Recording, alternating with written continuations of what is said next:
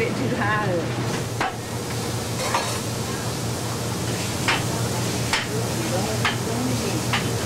You can't keep up with it.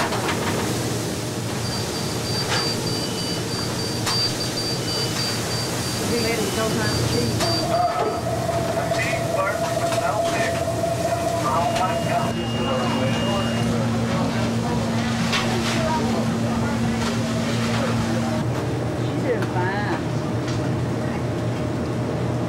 I knew they did the first time.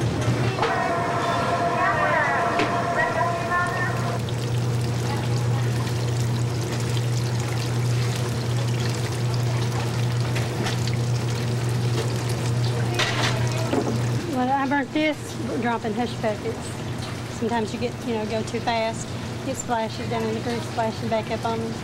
This I burnt frying sausage. I get burned a lot. I guess I'm accident prone.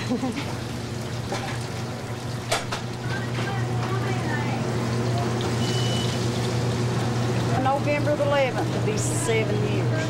I'll be. I don't think I'll last 7 more. I think that's long enough. What? No, honey, I did. If you're slow, you get behind, you get in a hole. You don't get your customers out. You got 25, 30 people standing out there, and it's supposed to be fast food. They get mad. And then you get nervous, and you can't do it. From the 1st to the 6th, sometimes half of the month. We're so busy, you can't think. You can't stop for no reason. You don't talk to each other. If you talk to each other, you get behind. So you just do your job and let the talking go. You get off, and then we sit down and talk. If we're able. I'm real tired. My feet hurt. And I feel like I've got about 5 pounds of grease on me. Standing over that grill, if you stand over that grill all day, it just feels like it's just going to drip off of you. I don't like to say about my wages, but I do make a living at it. I don't pay rent. I live in my grandfather's place. It belongs to the heirs, but I live in it. My husband's the miner. He worked at Scotia for about 17 years, and they laid him off, so he never did get called back. We had medical insurance that paid everything, and good vacation pay, and we just had everything. Well, we didn't have everything. He had a good job, is what I'm saying. When he got laid off at Scotia, then I went back to work. A lot of people can't make their living. So I feel lucky in a way that I can still work. If I wasn't able to work, look what place I'd be in. Of course, it could change in a week. I don't know. I don't think I can do that kind of work that many more years. Oh, I'm going to hang in there as long as I can, but I'm tired. Hopefully, he'll get some work pretty soon, it's been hard. But if the very day he gets a job, I quit. I'd quit that very day. I write about it just because work is so important, and people express themselves through it and do things and are clever at work, and to take that away is very, to take something really important away from people. About 1/7 of our currently employed labor force worked at McDonald's at some time. Basically, the process is to find out all the skills that used to go into the job, siphon that skill out of the work, and put that skill into the program, and reconstitute the job so that you give it back to somebody so he's doing just small pieces of it. All that thinking is done centrally at Hamburger U. And there is a Hamburger University at McDonald's. They think about it, and then they design a process so that the person on the other end doesn't have to think at all. Just follow the beeps and buzzers. Welcome McDonald's Cafe Shorter Lane.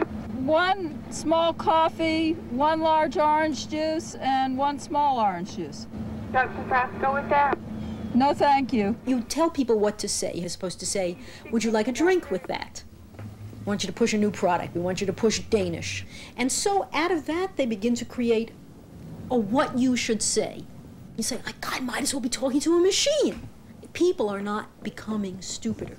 But management is determined that those people will not act like human beings. They have created a pattern of speech that they believe statistically will produce the most sales. 44, thank you, Juana. Funny thing is, the McDonald's staff who think up the systems to automate everybody else have beanbag furniture, and they have think tank settings with waterfalls and pools. This is supposed to help them think creatively about making the other people's jobs uncreative. You suggestive sell or upsell, like somebody says, I want a McDLT and a Coke, and you say, would you like a large Coke?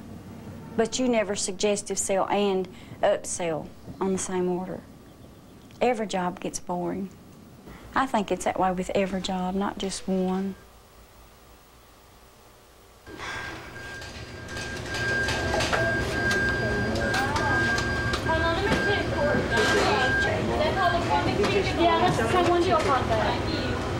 It's hard work. You're not supposed to stand around. There's always something to do, if it's sweep or mop the floor or clean the wall. And it gets a little bit easier if you get it all done, and you know, not many customers come in. But then usually when that happens, somebody gets sent home. I've been working about 25 hours a week.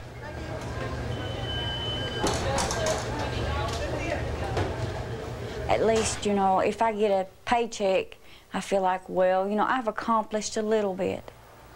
This is mine. I earned this, you know. But after a day's work, after I leave my job and come home, I got another job waiting. And that don't stop till bedtime. So I'm exhausted most all the time. Once in a while, I love it when I get a burst of energy. I love it. A man's got it made when it comes to that, because your job don't end, theirs does, a lot of them. I have to see one that their job doesn't end when they come in from work. I'd like to see that. I'll praise him. Some things about uniformity are good, aren't they? The McDonald's French fries are really uniformly, evenly brown throughout the whole world. And that's because of the FryVat computer. It does lessen the degree that you have to use skill and look and see if they're brown, but it's still a good thing. But the parts that make people have to respond like robots, that I don't like. The system makes you a dime a dozen. And when you can be replaced like a dime a dozen, well, then you feel like a dime a dozen. You get treated like a dime a dozen. I don't mean to imply it's easy in the sense of relaxed, but as far as the management is concerned, it's simple in the sense that